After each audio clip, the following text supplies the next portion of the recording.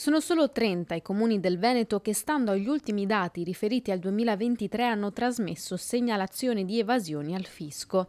Su 563 comuni, dunque, solo il 5,3% ha denunciato evasioni fiscali. Lo studio della CGA di Mestre racconta che con le segnalazioni inoltrate le 30 amministrazioni venete hanno rimpinguato le loro casse per oltre 150.000 euro.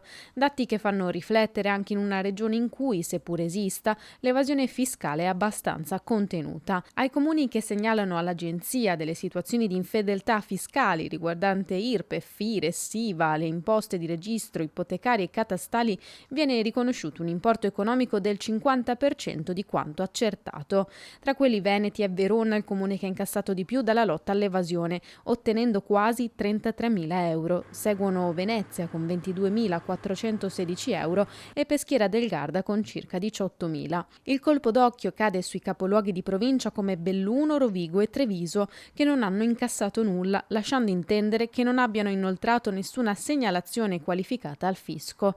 Duro il commento della CGA, che però non imputa colpi ai comuni che troppo spesso non hanno sufficiente personale che possa svolgere attività di analisi. Se a parole tutti sono giustamente scandalizzati e pronti a contrastare ogni forma di evasione, nei fatti le cose stanno diversamente. Anche coloro che potrebbero intervenire per combatterla, persino guadagnandoci economicamente, fanno finta di non vederla o peggio ancora si girano dall'altra parte. Come ad esempio la quasi totalità delle amministrazioni comunali del Veneto. Certo, qui da noi l'evasione, il lavoro nero e l'abusivismo edilizio hanno dimensioni contenutissime, ma se solo 30 comuni su 563 hanno segnalato al fisco delle anomalie, vuol dire che c'è qualcosa che non va.